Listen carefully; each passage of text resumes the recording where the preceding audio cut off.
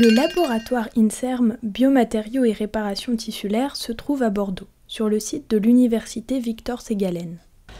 Le laboratoire est consacré à développer des techniques d'ingénierie tissulaire pour essayer de réparer des tissus principalement vascularisés, de type vaisseau, mais également d'autres structures comme l'os. Donc on développe des techniques d'ingénierie tissulaire associant des cellules, des matériaux, pour essayer de pallier les insuffisances liées à ces matériaux qui sont vascularisés et qui demandent d'être réparés.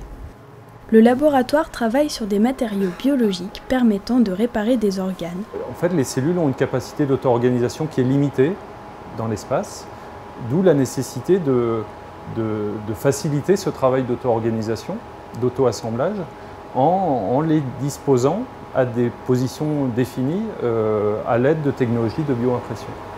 Ici, l'approche est radicale. L'idée est d'imprimer directement des motifs reproduisant les structures vivantes. À la place de l'encre, on utilise des biomolécules ou des cellules. Donc on a développé il y a quelques années avec une société bordelaise donc un prototype que vous voyez ici, donc qui intègre un laser nanoseconde, donc un laser infrarouge que l'on vient focaliser donc sur des cartouches. Et sur ce support, on va venir étaler donc un film mince d'encre qui va contenir nos cellules.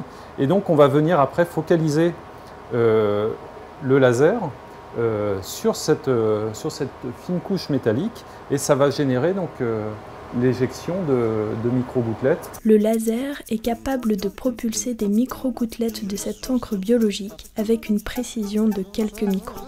Il peut envoyer des dizaines de milliers de gouttelettes par seconde et, en superposant les couches, faire une impression en 3D. Reste maintenant à trouver quels sont les motifs, quelles sont les organisations des cellules par rapport aux matériaux les plus favorables à la formation d'un tissu.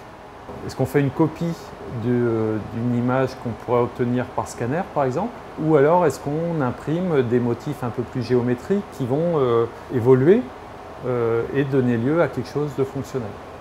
Donc à l'heure actuelle, tout notre travail porte là-dessus en fait. Tous les paramètres sont passés au crible fin. Les encres et leurs combinaisons, les motifs, la puissance du laser, la distance d'impression et jusqu'à l'impression sur des êtres vivants. Donc on a développé un portoir en fait, qui permet de positionner donc, les souris.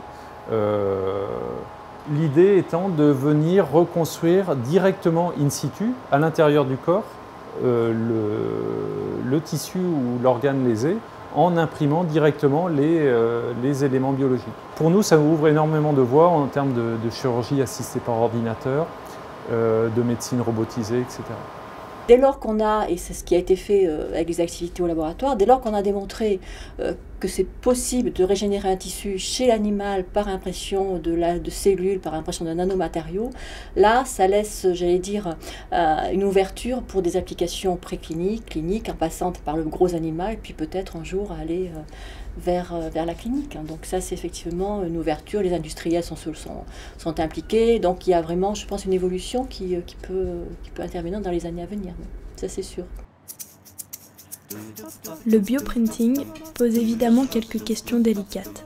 Effectivement, on peut imaginer l'utilisation de ces technologies-là couplées à d'autres technologies du domaine des nanotechnologies ou autres, de la microélectronique, de la nanoélectronique, de tissus artificiels dont les performances seront supérieures à celles des tissus et des organes actuels.